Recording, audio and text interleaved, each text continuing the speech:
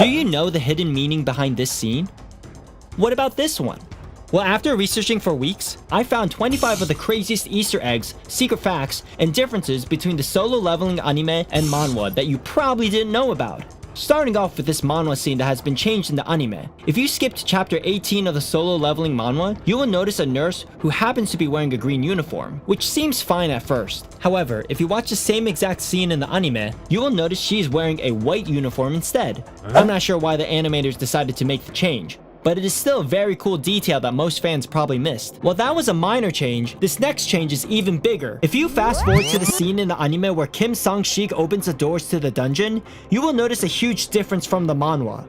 In the manhwa, we can see team leader Song opening the doors to the dungeon instead of Kim Sang-shik, which is just crazy. And while the anime and manga do share some differences, there are tons of hidden references between them. For example, this One Punch Man reference that happens at the beginning of the series. If you take a good look at the training routine assigned to Jinwoo by the system, you'll notice that it is inspired by the exact same training routine used by Saitama. 100 push-ups, 100 sit-ups, 100 squats, and a 10-kilometer run every day. No wonder Jinwoo got so powerful. But man, who knew you could train like an absolute monster and still retain your hairline? Take notes, Saitama. But Saitama isn't the only one to be referenced in the series. Goku has equally been referenced in the Solo Leveling anime. During the 9th episode of the anime, where Sung Jinwoo fights Kang Tae-shik, before the battle, we can see Jinwoo warming up in the fashion similar to Goku's warm-up in the Dragon Ball Super movie.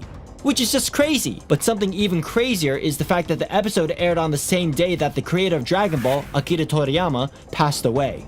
But that wasn't the only Goku reference, because if we skip to episode 11, where Sung Jinwoo battles Igris, you will notice the similarity between the scene where Igris scrapes Jinwoo's head through the wall and the scene where Broly scrapes Goku's head along the iceberg. Man, the animators did both Jinwoo and Goku dirty. And while the reference was amazing, it is nothing compared to this Easter egg I found. Because in chapter 16 of the Solo Leveling manhwa, we can see Kid Jinwoo wearing the iconic Ben 10 t-shirt, which is just super cool. But it gets even cooler, because if you skip to chapter 46 of the manhwa, you can see Iron Man hiding in the background, and a few chapters later, we can see a picture of Iron Man in Jinwoo's home. But Iron Man wasn't the only Avenger that got snuck into the series. In chapter 47, you can see the Spider-Man comic book with 3 volumes of the Solo Leveling light novels standing right next to it. If you look at the right side of the bookshelf, you can see a One Piece manga alongside a book referencing Disney. Moving on, let's talk about some other crazy references, like in chapter 61, where we can see Captain America smiling in the background. If you skip to chapter 95, we can see a character holding a Captain America shield. But that is not all, because in that same chapter, we can see a character holding a shield with a Batman logo inscribed on it. If you look closely enough, you would notice a character that looks like Mikasa from Attack on Titan standing in the background. And just a few chapters later, we can see a cameo appearance of Louis Armstrong from Full Metal Alchemist. Next, did you know that Jinwoo's sister Gina is a huge BTS fan? In chapters 102 and 82, we can see posters in Gina's room that say DTS, which is a direct reference to BTS.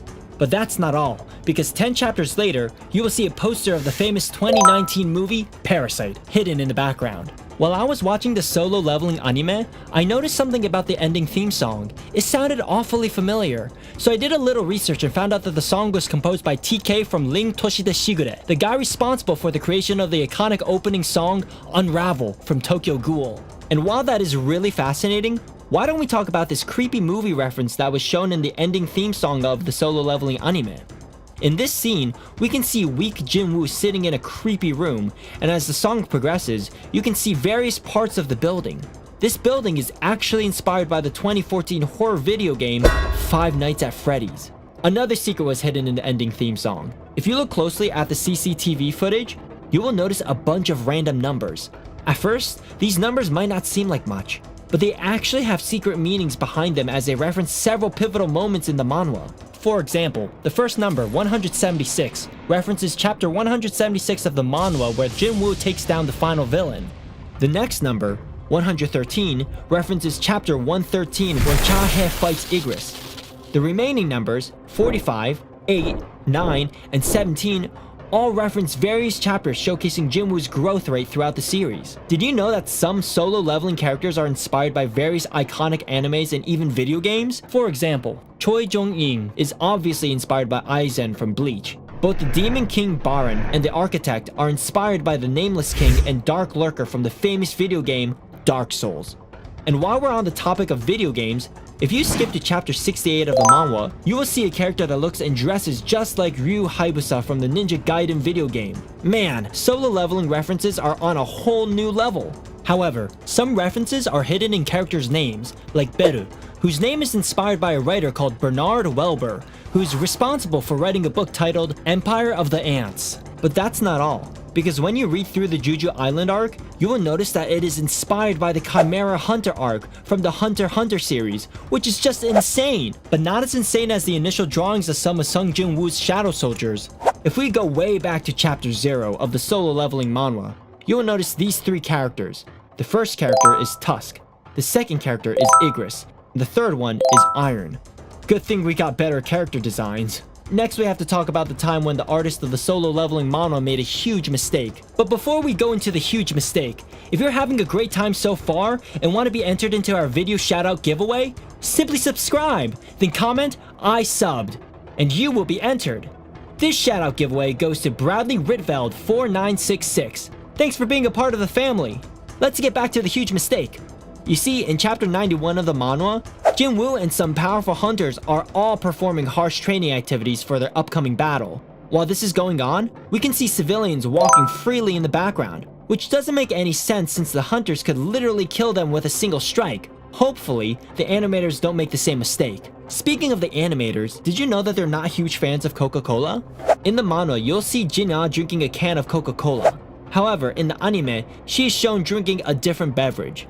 But she's not the only one that got her drinks changed. During the same episode, we see Jin-woo drinking a random beer with the name Green Grain Gulp, while in the Manhwa, he is drinking Hoy Garden, which is a real Belgian beer. And that brings us to the hilarious Easter egg made by Crunchyroll. In a post, Crunchyroll uploaded the final segment of the 5th episode of Solo Leveling and titled it, "Nah, I'll win." This shocked a lot of anime fans worldwide as it was a direct reference to the popular quote made by Gojo Satoru from Jujutsu Kaisen. This quote was turned into a viral meme by Jujutsu Kaisen fans and has been trending for months on every social media platform. Speaking of Crunchyroll, did you know that Solo Leveling broke their servers on its first day of release? Crazy, I know, but it gets even better, because it also surpassed the premiere record set by One Piece's Gear 5 episode, making it one of the best anime debuts of all time. If you ever feel unlucky, just remember this guy exists. Meet James, an A-rank hunter who happened to have faced death twice. The first was when he came face to face with two of the strongest monarchs, and the second was when he encountered Sung Hwan. Did you know that Baek Yoon-ho has a secret hidden in his name? If you take his first name and put it together with the last two letters of his last name, you will get Baek Ho, which means White Tiger in English, which is the name of his guild. Moving on, if you look closely at Choi Jong-in's fingers, you will notice he's wearing rings. But why is that? In the later chapters of the Manhwa, we can see these rings glowing. This is because they are acting as amplifiers, helping him to create more powerful and destructive flames.